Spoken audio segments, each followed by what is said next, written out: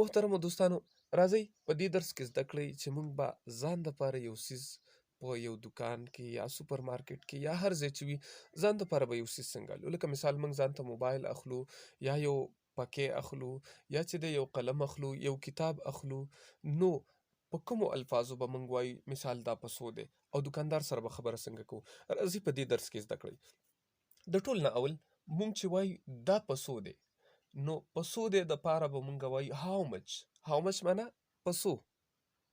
او د دې نه بعد که موږ وایو چې دا موبایل په څو دی، نو موږ به وایو هاو مچ از دس موبایل. دا موبایل په څو دی.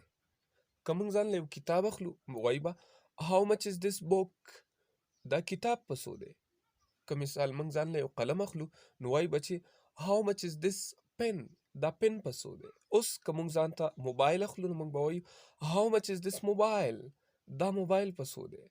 نو دوکاندار به موږ ته وایي اټس $500.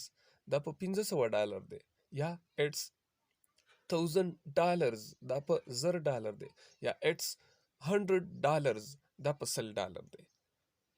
نو که زموږ دغه نی خوښ یا دا ګران وي نو موږ دا هم ویلی شو چې یو بل موبایل پروت وي، موږ به تپوس وکړو چې اینډ دیټ ون، او دغه یو یعنې دغه بل په څو دی. اینډ دیټ ون بل ته به ګوته ونیسو، وایو به چې اینډ دیټ ون، او دغه یو په څو دی. نو هغه به زموږ نه تپوس وکړي چې ویچ ون، کم یو یادی. ویچ ون معنی کم یو. نو هغې نه وروسته به ورته موږ وضاحت وکړو. لکه مثال هغه تور رنګ والا وي نو موږ به ورته وایو د بلیک ون، دغه تور یو. یا هغه سپین رنګ والا وي نو موږ به ورته وایو د وایټ ون، دغه سپین یو. یا که هغه لرې وي نو موږ به ورته ګوته ونیسو چې دیټ ون، دغه یو. که نږدې وي نو موږ به وایو دس ون، دا یو. نو دوکاندار به په جواب کې وایي اټس $400.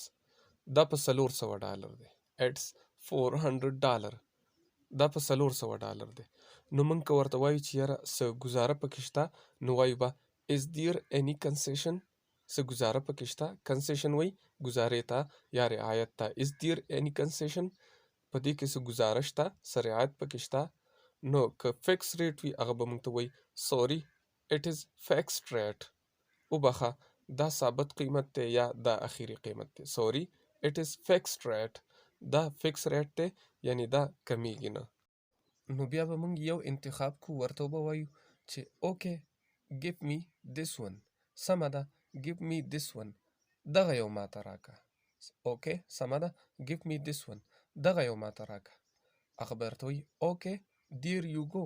واخله. اوکې سمه ده there you go. واخله. there you go د دې دپاره استعمالیږي واخله. د دې په ځای here you are هم ویلی شي. here you are یعنی واخله. یا there you go واخله.